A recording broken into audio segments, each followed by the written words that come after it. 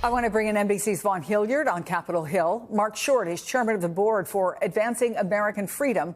He previously served as chief of staff to Vice President Mike Pence. Suzanne Craig is a New York Times investigative reporter and an MSNBC political analyst. Dr. Derek Cass still with me, along with NBC senior reporter Brandy Zadrozny. Okay, let's talk generally about this hearing. Vaughn, did you hear anything that suggests to you he may have lost some Republican votes? Bill Cassidy was the one senator that I'm intrigued to talk to here on Capitol Hill with the commencing of this hearing here. I think that this is important because Bill Cassidy asked him a line of questioning when it came to particularly about Medicaid. Again, when you're being put atop HHS, you're overseeing more than a dozen health agencies, and there is an operational part of this. It's not just a position on your vaccines. It's not just your position on nutrition, but it's also a actual functioning of the budgets that are massive when you're talking about CDC and ultimately, right, he was asked about CMS reimbursement, for example. And I think that that is where the line of questioning when it came to Medicaid, in which it seemed to be unclear about some of the basic operations of how Medicaid funds are distributed around the country, and especially under the expansion of Medicaid to 40 states now.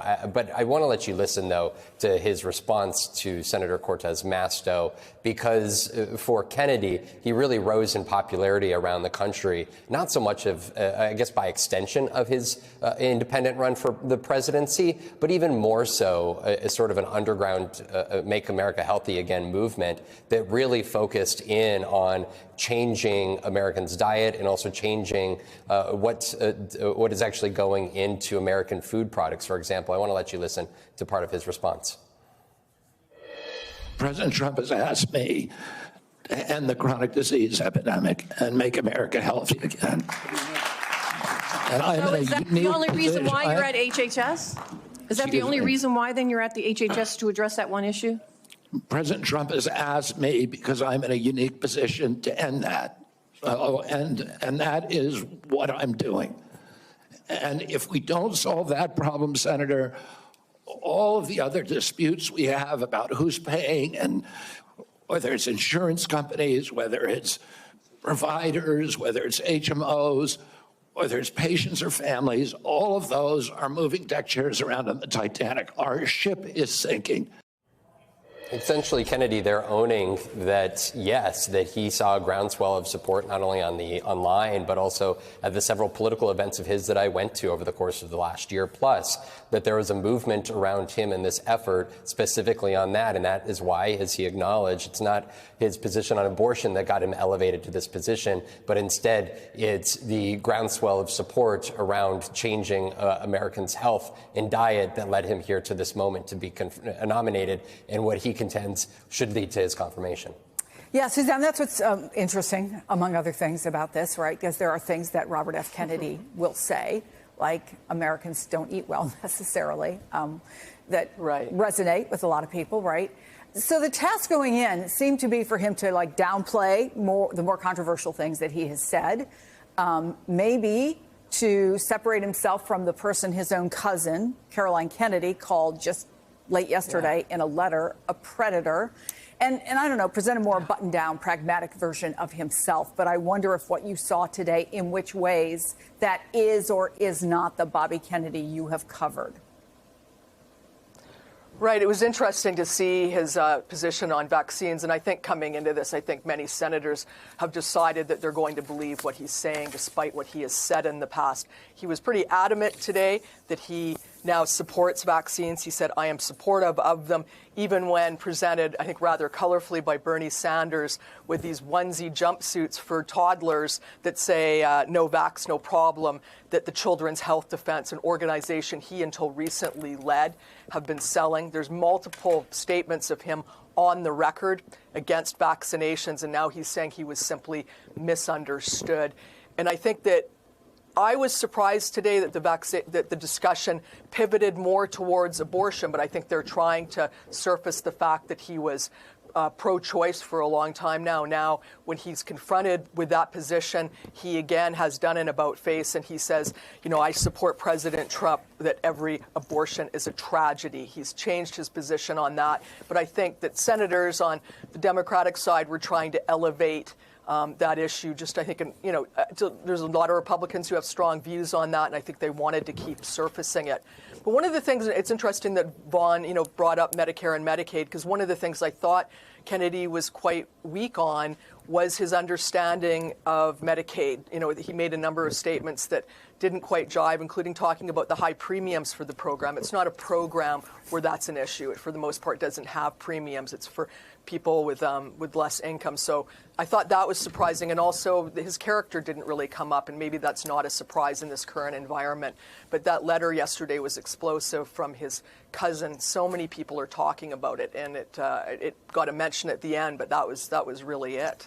Yeah, I want to go back for a second, if I can, Mark, to the abortion issue, because your group has been one of the most vocal in opposing Kennedy for his longtime support of abortion.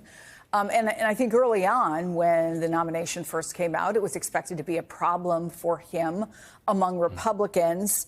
Did you believe what he was saying today? And do you think this is going to be a problem for him with Republicans on that committee who are largely, very clearly anti-abortion? Well, Chris, I would certainly welcome any convert to the pro-life cause. However, and do you think he's a convert? I think there should be better questions directed as opposed to simply saying, I'll do what President Trump wants. I think the reality is that Senator Hassan made a great point that Republicans will be complicit in putting forward perhaps the most pro-abortion nominee ever put forward by a Republican administration into this role. It makes it a lot harder for Republicans to oppose a Democrat nominee in the future on the grounds of life.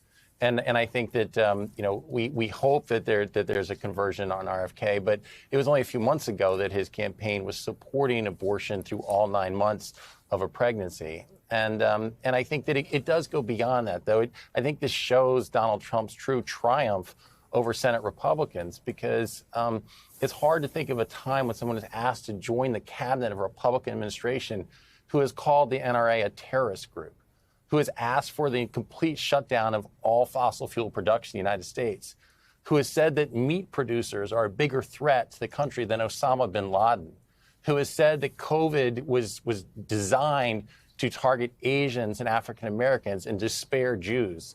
It's kind of remarkable that this is a person who would be asked to join a cabinet in a Republican administration, and yet there's so little actual opposition from any Republican in the Senate on this nomination. I think just illustrates Donald Trump's true triumph over Senate Republicans.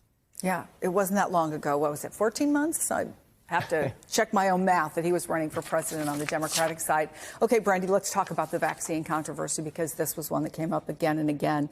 And he tried to explain his past statements on vaccines. And here's an exchange with Senator Ron Wyden.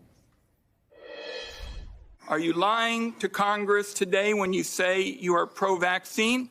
Or did you lie on all those podcasts? We have all of this on tape, by the way. Yeah, Senator, as you know, because it's been repeatedly debunked, that statement that I made on the Lex Friedman podcast was a fragment of the statement. He asked me, are there vaccines that are safe and effective? And I said to him, some of the live virus vaccines are. And I said, there are no vaccines that are safe and effective. And I was going to continue for every person. Every medicine has people who are sensitive to them, including vaccines. Right. So he interrupted me at that point. I've corrected it many times, including on national TV. He says now he's not anti-vaccine, but I wonder, what does history tell us? This is marketing. He was the leader of an anti-vaccination movement and the most well-funded nonprofit. You're saying this is him marketing himself right now? Kennedy's nonprofit, he's now resigned as of December. It's called Children's Health Defense. Who could be against children or defending their health. It sounds really great. He's not anti-vaccine. He's pro-health freedom. This is what these groups do. They consistently in mainstream say, we just want safe vaccines. Who would be against that? But in the private spaces that I was glad to see some of it, really a thimbleful of what's out there represented today in the committee, was he says that he has said that he goes up to women and parents carrying babies on a hiking trail and says, you better not vaccinate that baby if you want to save that baby. He says, he touted today, I have all my kids vaccinated. But in podcasts with Charlie Kirk and his group, Children's Health Defense, he has said if he would pay anything to be able to reverse that decision because vaccines have caused all of his children's allergies. It's a lie. It's just a lie. So, Doctor, most people would agree. Why wouldn't you agree with him? We want vaccines to be safe, right? But as we listen to him and after what you heard today, do you think he could effectively lead HHS? No, I'm sorry. No, definitely not. I mean, for so many reasons, not just related to his desire to convey misinformation and questioning on safe and effective vaccines, but in fact, he doesn't understand what the agency does. He got so many questions wrong, facts wrong, understandings of funding or access to Medicare and Medicaid, both of which he doesn't seem to understand.